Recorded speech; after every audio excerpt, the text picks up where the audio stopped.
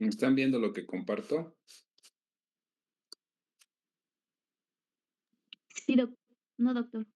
¿No? No, doctor, apareció por un momento, pero ahorita ya no se ve. Bien, vamos a ver.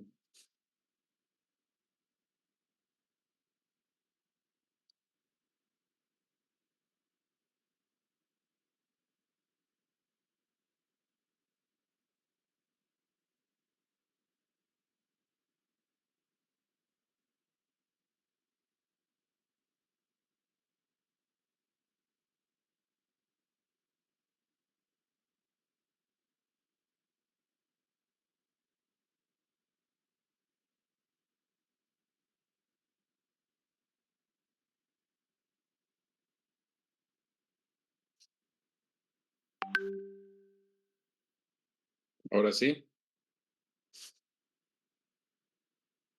Ya, doctor. Ok. Bien. La clase de hoy va a ser muy rapidita. Es importante porque les voy a dar dos clases, la de antiparkinsonianos y la de neurohistología, porque aquí en estas dos clases que les voy a dar vienen 8 preguntas del examen. Entonces pongan mucha atención, por favor. Ya vimos, por supuesto, la fisiopatología de la enfermedad de Parkinson. Entonces, existen una serie de medicamentos que van a encontrar en sus libros que funcionan para el tratamiento de esta enfermedad. En esta diapositiva les muestro la lista de estos medicamentos, encabezándola, por supuesto, la levodopa, los agonistas dopaminérgicos, la mantadina, que inicialmente fue inventada como un antiviral, y algunos otros medicamentos que en realidad funcionan con muy poca, eh, pues con muy poca posibilidad de éxito. Al final vamos a ver las terapias que definitivamente no están recomendadas y algunos medicamentos que inducen el parkinsonismo. De todos los medicamentos que vamos a ver, el más importante es este, la levodopa. Esta levodopa se considera el gold estándar para el tratamiento de la enfermedad de Parkinson. Si no produjera un agotamiento en un periodo de tiempo de su uso, pues sería el medicamento ideal. Tiene una pequeña desventaja que una vez que se ingiere por vía oral, es rápidamente descarboxilada. Entonces, solamente una pequeña parte alcanza realmente su blanco en el sistema nervioso central. Entonces, van a ver ustedes que los medicamentos no vienen como levodopa sola, sino vienen combinados generalmente con un complemento químico que es un inhibidor de la enzima dopa descarboxilasa para permitir que este medicamento alcance con mayor volumen el sistema nervioso. Normalmente lo que se utiliza para inhibir la dopa descarboxilasa es la carbidopa y la benseracide. Entonces el medicamento viene como levodopa carbidopa o levodopa benseracide. Más común el primero, la levodopa carbidopa. Entonces es considerado, por tanto, el agente antiparkinsoniano más eficaz que existe. Esta es la formulación estándar. Lo más común es la levodopa carbidopa a dosis de 250-25. Esa es la formulación que viene. Hay una presentación que a veces no se encuentra, que es la de 125, pero la más común es esta primera que les estoy mencionando, levodopa carbidopa de 250 por 25 miligramos. El nombre comercial es Cloisone. Entonces, ese es el medicamento que quiero que aprendan. Realmente puede utilizarse en el momento de la enfermedad que se requiera. Sin embargo, se debe de tener mucho cuidado, como ya les había mencionado cuando vimos la clase, en pacientes jóvenes, porque si le iniciamos este medicamento a pacientes jóvenes, pues van a mejorar definitivamente, inmediatamente van a mejorar, pero a los 4 o 5 años van a empezar a tener los fenómenos on-off y después de eso se va a batallar bastante para lograr el control. Este medicamento se empieza con dosis bajas, como ya les mencionaba, vienen las tabletas de 250 diagonal 25 miligramos y estas se pueden fraccionar. Lo recomendable es iniciar con media tableta 2 veces al día e irle incrementando en medias tabletas, incluso cada 8 horas, cada 6 horas o hasta cada 4 horas, dependiendo de los requerimientos del paciente, hasta encontrar un punto de equilibrio. Pueden producir efectos adversos, sobre todo producen náusea. Entonces, si ustedes inician el medicamento a dosis un poquitito más altas desde el principio, pues el paciente va a tener mucha náusea, no va a poder comer, va a estar vomitando y ya no va a querer tomarse el medicamento. Entonces, por ese motivo se empieza con dosis muy bajitas. Para mejorar estos efectos gastrointestinales, fíjense bien, se utiliza un medicamento que se considera un bloqueador de la dopamina periférico. Se llama domperidona. ¿No se les olvida? Bien.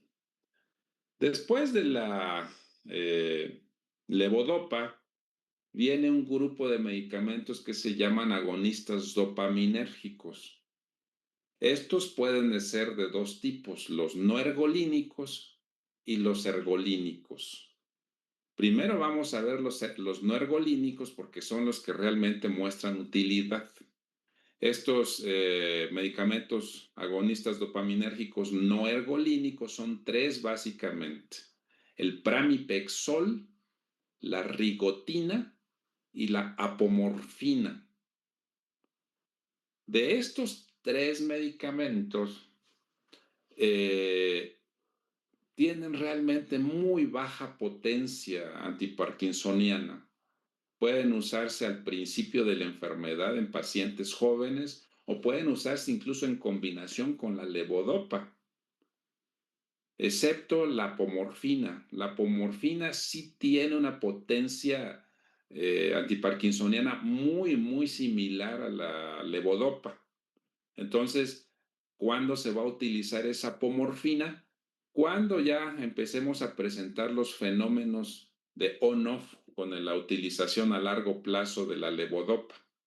Entonces, en ese momento podemos administrar la apomorfina. Sin embargo, no se recomienda de inicio administrarla, sino cuando el paciente tiene fluctuaciones motoras severas.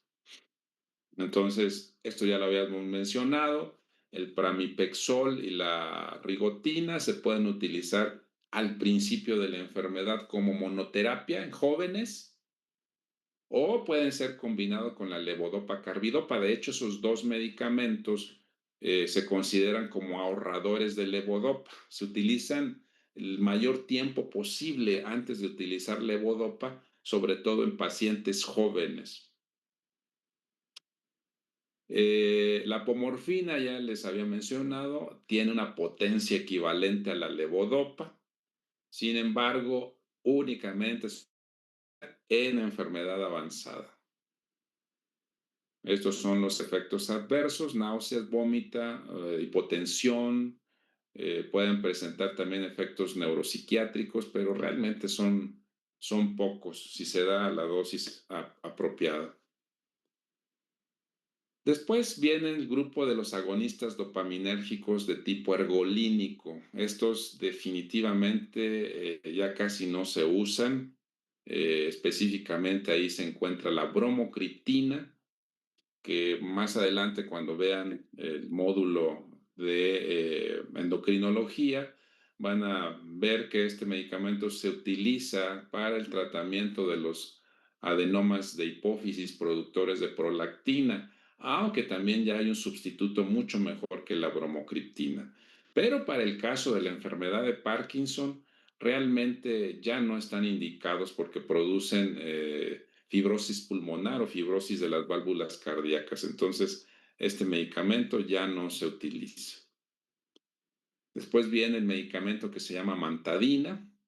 Este amantadina fue creado como antiviral y en la actualidad pues se utiliza para el tratamiento de algunas etapas de la enfermedad de Parkinson. Viene las tabletas de 100 miligramos y se administran 3 veces al día. Que las desventajas, pues realmente sus efectos son muy limitados. Puede presentarse edema de extremidades y lívido reticularis, que es una coloración de la piel muy específica de tipo mortórea. Entonces, venimos después con los inhibidores de la monoaminoxidasa de tipo B. En este grupo se encuentra la rasagilina y la selegilina. Sin embargo, igual que los agonistas dopaminérgicos que vimos, realmente tienen muy baja potencia para el control de los síntomas de la enfermedad de Parkinson, pero igualmente pueden utilizarse en etapas iniciales de la enfermedad cuando los síntomas son muy pequeños. Sin embargo, quiero decirles que la mayor parte de las veces cuando va un paciente a visitarlos por enfermedad de Parkinson es porque ya tienen los síntomas muy avanzados. Realmente se detectan en etapas tempranas muy pocos pacientes, porque la ideología de nuestra población pues es de no acudir al médico a menos que tenga síntomas severos. Vienen los inhibidores de la COMT. Inhibidores de la COMT, específicamente estamos hablando de dos presentaciones, la que se le llama entacapone y la que se le llama opicapone. Realmente en México solamente está disponible la entacapone y está disponible ya combinada, no se vende sola, sino está disponible combinada ya con la levodopa carbidopa. Entonces, ¿cuál es la función de este medicamento? Que va a permitir que la biodisponibilidad de la dopamina sea mucho más larga. La vida media, vamos a decirlo, de actuación de la levodopa sea más larga. Entonces va a aumentar los fenómenos ON durante el día. Entonces se utiliza sobre todo cuando ya tenemos también fluctuaciones importantes. No se inicia desde el principio. Estas son las desventajas que tienen este grupo de medicamentos. Y finalmente vienen los anticolinérgicos. Dentro de los anticolinérgicos está únicamente el biperideno. Sin embargo, no está indicado específicamente para enfermedad de Parkinson, sino está indicado exclusivamente para el parkinsonismo secundario. Es decir, llega un paciente, sobre todo los niños, ustedes le recetan metoclopramida, por ejemplo, y les da síndrome de Parkinson. Entonces ustedes suspenden inmediatamente la metoclopramida y le inician tratamiento con biperideno y los síntomas van a desaparecer muy rápidamente. Entonces es un tratamiento temporal en realidad, pero no para la enfermedad de Parkinson, sino para el síndrome de Parkinson. Estos son los equivalencias, vamos a decir, lo que ponemos a la levodopa como el gol estándar, como el número 1, y esa es la potencia que tienen más o menos el resto de los medicamentos. En conclusión, sabemos que la levodopa deben aprenderla bien a utilizarla, deben aprender bien sus efectos adversos y cómo contrarrestarlos. El resto de los medicamentos son terapias adyuvantes. Y por ahí van a encontrarse con que de repente el paciente les dice que les propusieron la administración de derivados de la marihuana, de células madre, etcétera, etcétera. Entonces, realmente estos tratamientos no sirven. La estimulación cerebral profunda, ya vimos en qué casos se utiliza, en etapas muy avanzadas, donde ya no es posible el control de los síntomas motores con medicamentos. Entonces, antes realmente de los 4 años y sin complicaciones motoras, no está indicada la estimulación cerebral profunda. Y los medicamentos que pueden ocasionar parkinsonismo y que pueden confundirnos incluso entre síndrome de Parkinson y enfermedad de Parkinson son esta lista principal que les pongo en este momento. Vemos sobre todo el primero, que es la metoclopramida, que es un medicamento que se utiliza con relativa frecuencia. Ya lo van a ver cuando vayan a hospital con qué frecuencia se utilizan la metoclopramida como procinético. Pero también hay medicamentos neurolépticos que pueden ocasionar parkinsonismo. ¿Alguna duda de esta sesión? No, doctor. No, doctor. Vienen, no me acuerdo si 3 o 4 preguntas de aquí, y sobre todo de la levodopa. Entonces, lean bien las diapositivas, ahí vienen las respuestas. Y vienen otras cuantas preguntas de histología. Me interesa esta clase de histología porque en realidad es sumamente sencillo. Me gustaría que entendieran el panorama global de lo que son las células en el sistema nervioso central. Y vean lo siguiente. En realidad, el sistema nervioso central existen 2 tipos de células. Así de sencillo. Las neuronas, que es la unidad fundamental, funcional del sistema nervioso, y un grupo de células variadas que vamos a ver que se denominan el conjunto la neuroglia. Entonces, hasta aquí todo está muy sencillo.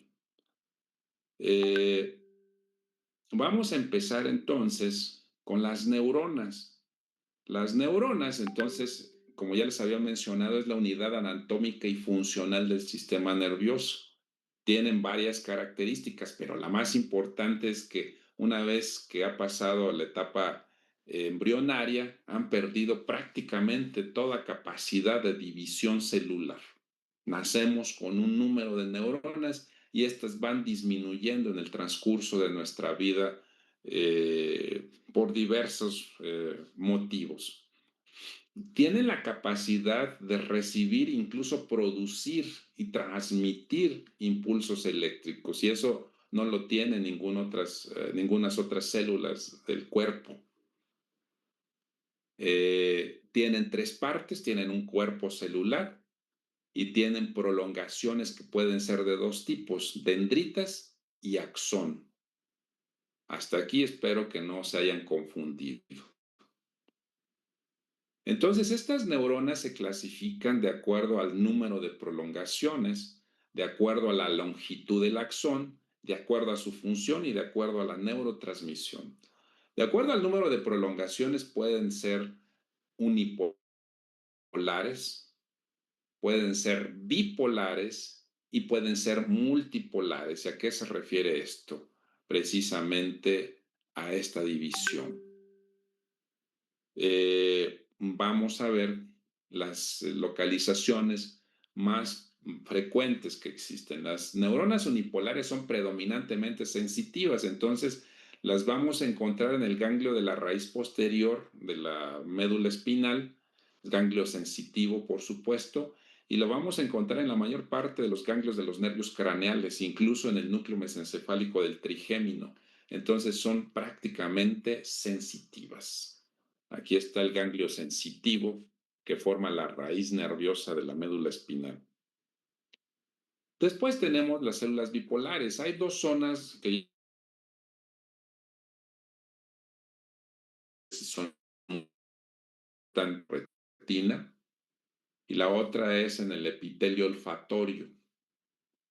Entonces, recuerden eso. Estas son las capas de la retina y aquí apreciamos la presencia de células bipolares. Igual va a suceder a nivel del nervio olfatorio. Y después tenemos las neuronas multipolares, que son las más frecuentes. Estas neuronas multipolares vamos a encontrarlas sobre todo en las neuronas motoras. La representación clásica son las neuronas piramidales de la corteza motora.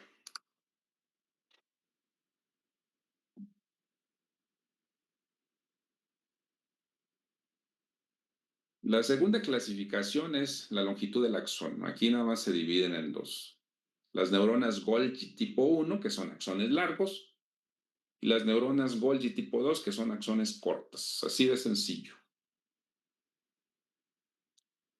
De acuerdo a su función, pues esa ahí no tiene mayor problema. Pueden ser motoras, sensitivas, o las neuronas que conectan las motoras con las sensitivas, que se llaman interneuronas. Tampoco hay mucho problema.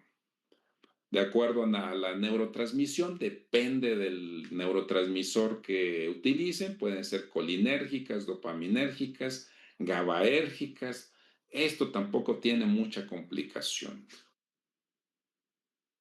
Quiero decirles que el cuerpo de la neurona tiene la misma configuración que cualquier tipo de célula animal. Se le llama también soma o se le llama también pericarium.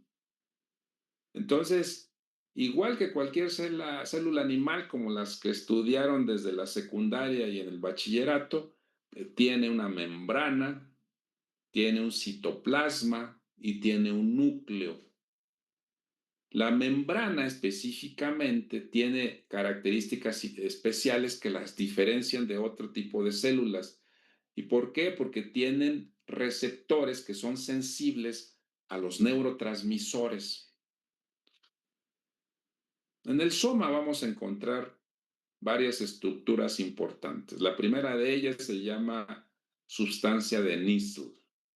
Esa sustancia de Nissl es abundante, sobre todo en el citoplasma. Se halla también en las dendritas, pero no se encuentra en el cono axónico ni en el axón. Eso grábenselo muy bien. Es una sustancia muy importante para la síntesis de proteínas y se encuentra nuevamente en el citoplasma del soma, se encuentra en las dendritas, pero no se encuentra en el cono axónico ni en el axón. Existen, aparte de la sustancia de Nissl, un organelo que son los lisosomas, que son básicamente estructuras que se encargan de la digestión, son enzimas hidrolíticas para degradar ciertos nutrientes y aprovecharlos. Después vienen estructuras que le dan la configuración a la neurona como tal. Estas estructuras pueden ser básicamente de tres tipos y son de diferente, vamos a decirlo, tamaño. Los primeros son los microtúbulos, los segundos son los neurofilamentos, el primero de 25 nanómetros, el segundo de 10 nanómetros y un poquitito más pequeños los microfilamentos de 5 nanómetros. En realidad, la función que tienen estas tres estructuras son de mantener el citoesqueleto de la neurona. ¿De acuerdo? Entonces, aquí es una representación gráfica de lo que corresponden a estas estructuras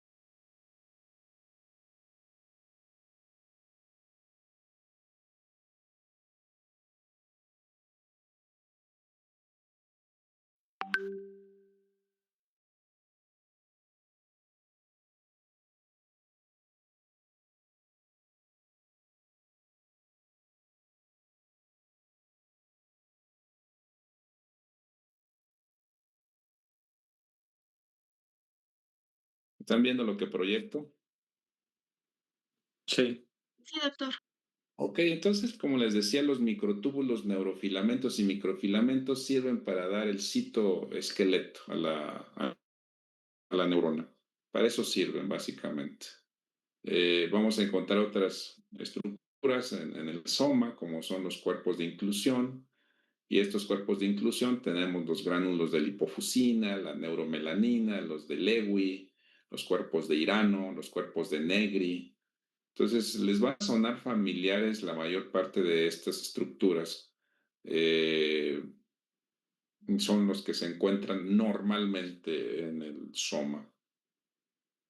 Después tenemos las dendritas, que son prolongaciones que se extienden a partir del soma, como dedos, vamos a decirlo de esta forma.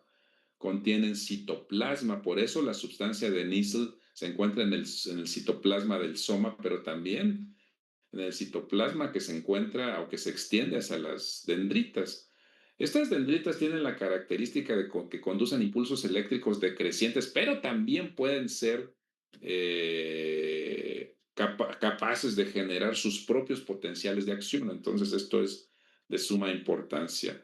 Vemos aquí representado el soma y vemos representadas las dendritas.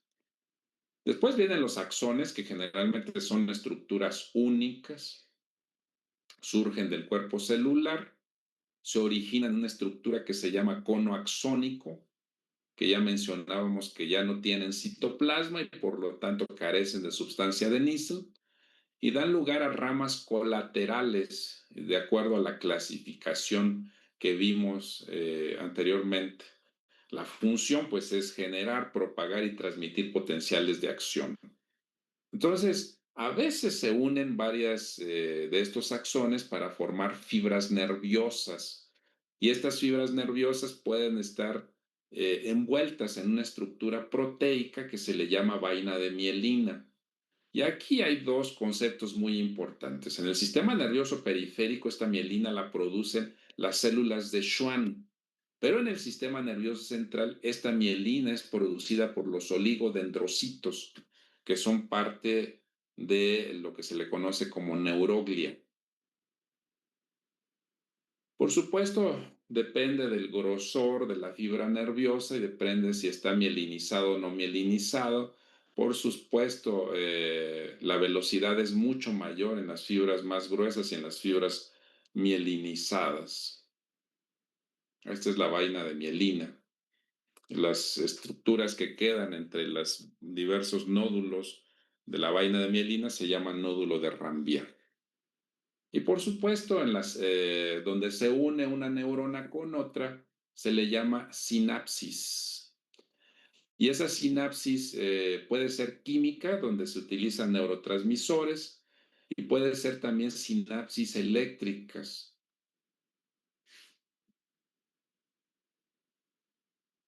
Vimos entonces la primer tipo de célula, la más importante, que es la neurona, y después existen otro grupo de células que se le llaman en conjunto neuroglia. Esta neuroglia, pues son células que están distribuidas en todo el sistema nervioso central y también el sistema nervioso periférico. Se originan de la misma zona donde se originaron las neuronas y estas, a diferencia de las neuronas, sí son capaces de dividirse durante toda la vida. De hecho, vamos a ver ahorita a continuación cómo realmente rellenan a veces los huecos ocasionados por la muerte neuronal. Se clasifican básicamente la neuroglia en dos grupos, lo que se le conoce como macroglia y lo que se conoce como microglia. Existen también en este grupo las células ependimarias y las células de Schwann, que son la neuroglia periférica. La macroglia está constituida básicamente por los astrocitos y los oligodendrocitos. Y la microglia está constituida por unas células de defensa que se le llaman células de Ortega. Entonces, estos son los astrocitos, pueden ser fibrosos o pueden ser protoplasmáticos. Los fibrosos generalmente se encuentran en la sustancia blanca y los protoplasmáticos están distribuidos en la sustancia gris. Entonces, desempeñan un papel muy importante en el metabolismo, pero también forman parte de la barrera hematoencefálica, como ya lo vieron previamente.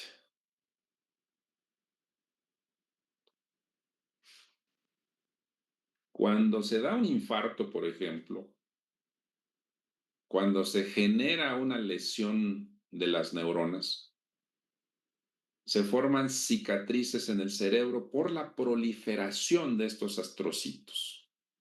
Entonces se proliferan, se dividen las células, invaden la zona dañada y a este proceso se le denomina gliosis. Los astrocitos tienen básicamente tres zonas que son los podocitos astrocitarios, los filamentos gliales y los gránulos de glucógeno. Realmente, en general, para que no se confundan todo esto, estos podocitos astrocitarios son realmente, forman parte, sobre todo cuando son perivasculares, forman parte de la barrera hematoencefálica. Esta es la representación histológica de estos astrocitos. Aquí vemos los podocitos que se unen a los vasculares y permiten o no permiten el paso de nutrientes y sustancias dirigidas, por supuesto, a las neuronas. Entonces, en esta zona es donde se encuentra precisamente la barrera hematoencefálica.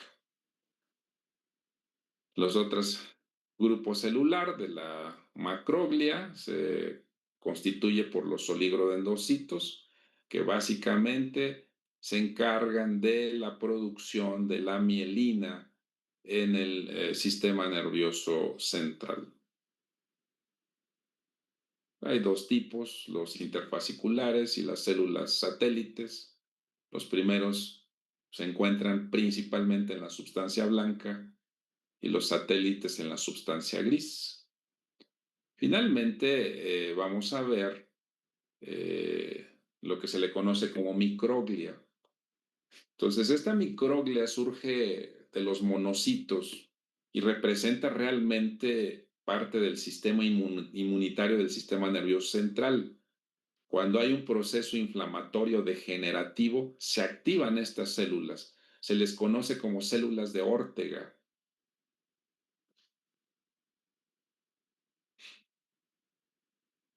Hay un método específico de tinción que se le llama método de Río-Ortega para ver este tipo de células. Después vienen las células ependimarias, que como su nombre lo indica, pues revisten toda la cavidad ependimaria, incluyendo los ventrículos, incluyendo el conducto central de la médula espinal. No hay mucho que decir de estas células ependimarias, sino que reconozcan la localización donde se encuentran. También pueden cubrir los plexos coroides. Las células de Schwann, ya mencionábamos, que es la correspondiente a los oligodendrocitos, pero esta se va a encargar de la producción de mielina en el sistema nervioso periférico. Finalmente, y esto es ya lo último de la clase, estamos hablando del sistema nervioso periférico sobre todo, periférico. Puede producirse una lesión en las fibras nerviosas y puede producirse una regeneración o reconexión de esas fibras en algunas ocasiones. Y esto gracias, por supuesto, a las células del Schwann que envuelven la fibra dañada y permiten en un tiempo prudente que va hasta 3 meses después de la lesión poder generar reconexiones. Sin embargo, eso no sucede en todos los casos, depende de muchos factores, depende de la edad del paciente, depende si no tiene patologías agregadas, depende de una buena oxigenación inicial. Cuando no se da esta degeneración, cuando no se da esta regeneración, se le conoce entonces como degeneración waleriana. Y creo que hasta ahí vamos a dejar esto. Tenemos examen. Bueno, no sé si tengan alguna duda hasta ahorita. No, doctor. Sí, dime.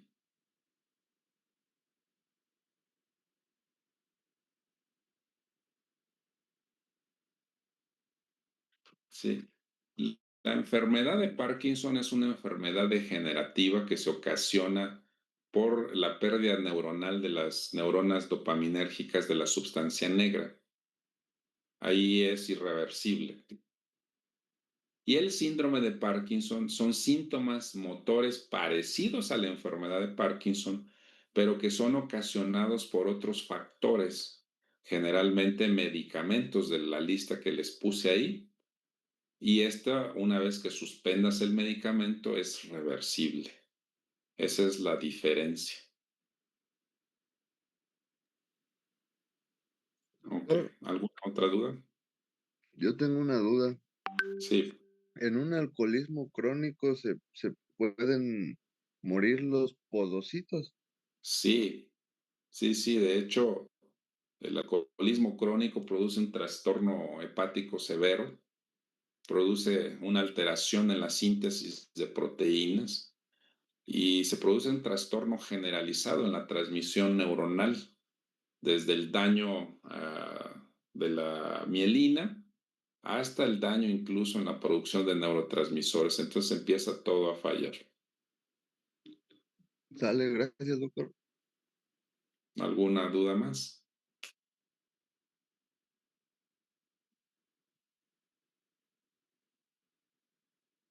No, muy bien. Quiero decirles finalmente que tenemos examen el próximo miércoles. Es el examen final. En este examen final, eh, contemplando la solicitud de muchos de ustedes, vamos a hacerlo escrito. Es decir, van a tener su libro de preguntas cada uno y su hoja de respuestas. Que por cierto, ¿está Camila ahorita presente? Sí, doctor. ¿Todavía están yendo esta Laura ya a trabajar o ya no? Sí, todavía está. Pídele que te dé, que te imprima, por favor, hojas de respuesta, ¿no? De las pasadas, ¿verdad, doctor? Sí, del mismo formato, de 100, Ok. de 100 preguntas. Y ¿cuántos son en total? ¿Cuántos alumnos somos? ¿105? ¿O son menos ya? Sí, bueno, somos como 104, doctor. 105, 104, ok. Entonces el examen va a ser escrito, les voy a dar su librito a cada uno, su hoja de respuestas, van a tener 2 horas para contestar, son 100 preguntas. De esas 100 preguntas, ya que tengo el examen en mano, quiero decirles eh, o darles pistas de qué es lo que va a venir para que hagan un poquito más de énfasis en eso. Va a venir 6 preguntas relacionados al neurocráneo y un par de puntos craniométricos. Entonces, sobre todo, hay que estudiar las estructuras que pasan por los diversos forámenes de la base del cráneo. Hay que estudiar, por supuesto, cómo está conformado los huesos del neurocráneo y los puntos craniométricos. Son 6 preguntas. Después vienen 9 preguntas de embriología, que son prácticamente las mismas que vinieron en el primer examen parcial. Vienen 5 preguntas de histología, que están incluidas en la presentación que acabamos de ver en este momento. Después de eso vienen preguntas de síndromes corticales, los síndromes frontales, los síndromes parietales, los síndromes talámicos, de las clases que vieron con la doctora Bucio y con el doctor Colín. Entonces vienen preguntas de estos síndromes precisamente y son específicamente casos clínicos. Después de esto vienen una serie de preguntas de neuroanatomía. La neuroanatomía es fundamental. Yo creo que vienen al menos unas 30 preguntas de neuroanatomía. Algunas preguntas son preguntas directas, como las que venían en el primer parcial, y algunas preguntas son en caso clínico, pero están realmente muy sencillas. Quiero decirles que la mayor parte de estas preguntas en la primera parte del examen son preguntas que ya tuvieron en el primero y en el segundo parcial.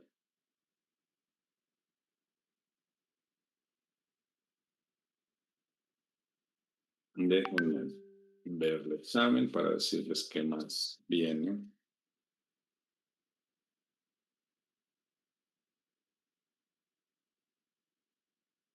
No sé por qué motivo, pero salieron un poquitito más porcentaje de preguntas del lóbulo parietal. Entonces, por favor, revisan los síndromes parietales, ¿no? Pues porque son al azar, yo creo por ese motivo. Viene preguntas de anatomía del cerebelo, que son las mismas preguntas que venían en el segundo parcial. Entonces, pónganse a estudiarlo porque no quiero que vuelvan a fallar. Son preguntas muy sencillas. Vienen preguntas de anatomía vascular. También ya las vimos en los primeros parciales. Y de este último parcial vamos a ver preguntas de crisis convulsivas. Entonces pónganse a estudiar crisis convulsivas o crisis epilépticas. Vienen preguntas de enfermedad vascular cerebral. Vienen preguntas de cefalea, sobre todo diferenciando lo que es la migraña de la cefalea tensional. ¿Se acuerdan que les dije que existían algunas diferencias para hacer el diagnóstico entre estas dos? Entonces lo revisan así rápidamente y son preguntas que son muy sencillas.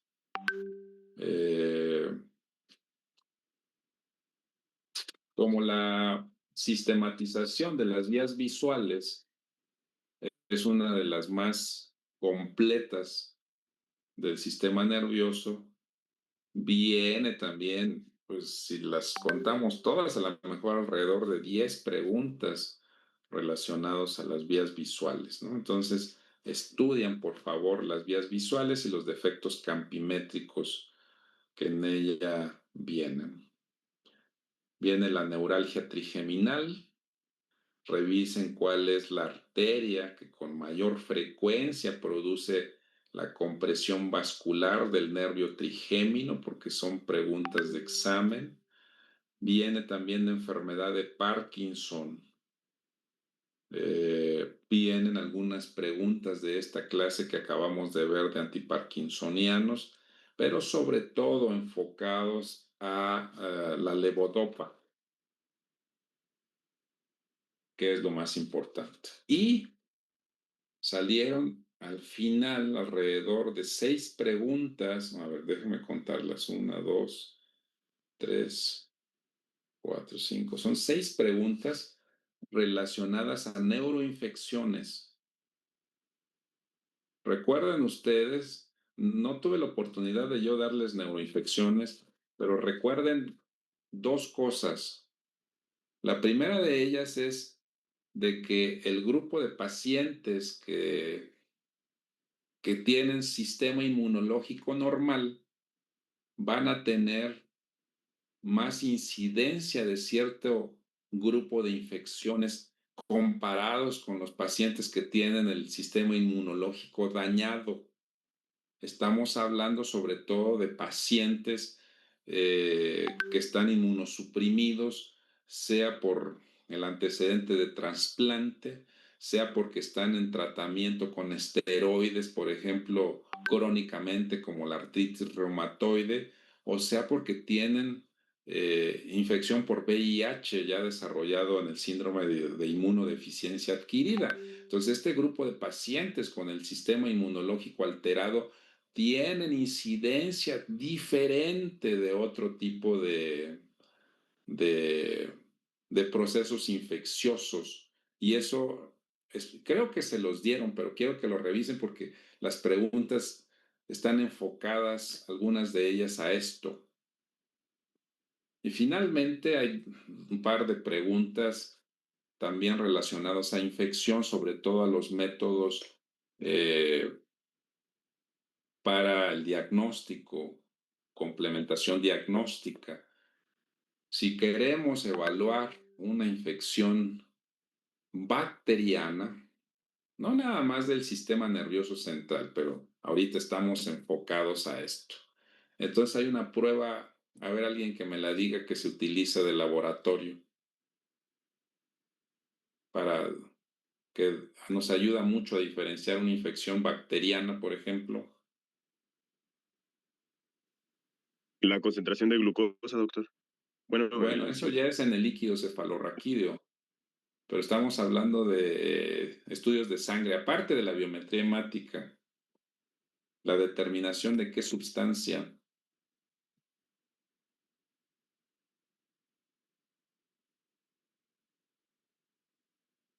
¿No se acuerdan? Bueno, se las voy a decir y se pueden revisarla, por favor. Es la determinación de procalcitonina. Y en el caso de infecciones virales, existe también una prueba de laboratorio que es muy útil y se le llama reacción en cadena de polimerasa. También se le conoce como PCR, pero es diferente a la proteína C reactiva, por supuesto, aunque tiene las mismas siglas. En este caso es la reacción en cadena de polimerasa, es para ayuda al diagnóstico de infecciones virales. Revisen estos dos conceptos últimos que le acabo de mencionar porque es una pregunta por cada concepto. Si lo revisan así someramente, cuando menos para que sepan de qué se trata, seguramente van a acertar las respuestas con suma facilidad. Y eso es lo que quería decirles. No sé si tienen alguna duda más. Yo, Doc, una pregunta. Hey, ¿Vendrán preguntas de lupus? no. Ah, muy bien, muchísimas gracias.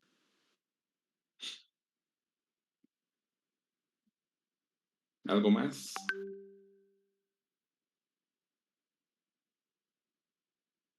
Dos horas. Como son preguntas que ya contestaron, hagan un poquitito de memoria, por favor. Cuando nos suceden cosas buenas o cosas malas, generalmente queda marcado ahí algo en la memoria. Si hubo preguntas que no supieron la respuesta, ya saben más o menos en qué punto repasarlo, ¿no? A lo mejor ni siquiera es necesario leer todo el tema, sino ya saben específicamente del primero y del segundo parcial qué les preguntamos y qué es lo que tienen que revisar de los detalles que venían en las preguntas. Háganlo, por favor, hagan ese ejercicio, porque en realidad la primera parte del examen, que son alrededor de 60 preguntas, son del primero y del segundo parcial. ¿De acuerdo? Sí. Sí, doctor. ¿Algo más? Doctor, de nervios craneales entonces solamente vendría de la vía visual, bueno, de los defectos No, de... creo que de nervios craneales vienen también, preguntan, no son muchas preguntas de nervios craneales, pero sí vienen algunos de a qué núcleo corresponde, por ejemplo, ¿qué les diré? Latido cardíaco. ¿De qué núcleo se origina el impulso? La sensibilidad gustativa, de qué núcleo, ¿sí me entienden? Así, de esa naturaleza. Y un par de preguntas del origen aparente de algunos nervios, pero eso es mucho más fácil. Entonces estudien los núcleos y las funciones. No son muchas preguntas, pero pues bueno, hay que leerlo. Doctor, Gracias, Sí, doctor. sí, te escucho. ¿vendrán preguntas del doctor Fidel? De psiquiatría, Sí. no las alcancé a pasar. Entonces no vienen. Gracias. Normalmente, normalmente no les digo todos estos detalles, ¿eh? Pero necesito que le echen muchas ganas, necesito que saquen la mejor calificación posible. Doctor, Sí, ¿no vienen imágenes? no, imágenes no vienen. Ah, ok, muchas gracias. No, yo les puse imágenes pensando que les iba a ayudar y resultó contraproducente, entonces no vienen imágenes. Gracias. ¿Algo más? Si no hay más, pónganse a estudiar, revisen estos detalles que les acabo de dar. Recuerden qué es lo que fallaron en el primer y segundo parcial y revisen esos detalles también. Tienen 3 días más para hacerlo. Yo creo que les va a ir bien en el examen. Entonces nos Doc- vemos el miércoles. Doctor, Sí, una duda. Del examen que nos hizo la doctora Blanca, ¿sabe ya más o menos cuánto va a valer? no me ha pasado las calificaciones. Le voy a marcar al ratito para que me pase las calificaciones. Eh, eh, Vamos a ver, dependiendo porque ella les da una cantidad de clases significativa, entonces, dependiendo del resultado que tengan en el examen final, vamos a ver cómo ponderamos esa calificación de la doctora Blanc. Ah, ok, muchas gracias, doctor. Sí, bueno, pues nos Doctor, vemos una el duda. miércoles. Sí, dime. ¿Del plexos no viene nada? No quise meter de plexos porque es un poquitito más, mucha más información. Entonces, no van a venir de plexos. Doctor, ¿el examen será a la misma hora? Las 8, sí. Gracias. Se vienen Doctor, con anticipación, sí. disculpe, es que nos habían comentado que las personas que pasaran a foro, usted las iba a considerar para algo. ¿Sí las va a considerar o no las va a considerar? Pasaron, a ver, explícame más, ¿qué se refiere eso? Pues a menos que esté mal, si no mis compañeros no me corrigen, pero nos habían comentado que, bueno, el maestro Benjamín nos comentó que le iba a pasar unas calificaciones de unas personas de un proyecto de investigación que podría ser que usted las pudiera considerar y ya sacó como los proyectos de investigación, pero no sé si sí vaya a considerarlos o no. Que me pase los datos porque no me ha pasado nada. Y de él sí no tengo el número telefónico. Camila, te encargas de decirle que me pase esa información, por favor. Sí, Y sí, doctor.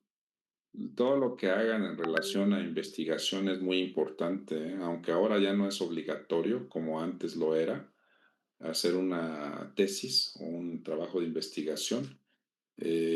Por algún motivo tiene mucha más validez publicar que hacer un examen del Ceneval. Entonces, si hicieron y trabajaron en crear un proyecto, yo creo que vale la pena también ponderar. Entonces, le dice a Benjamín que me pase esas calificaciones de los alumnos que participaron y yo con Blanca hablo al respecto.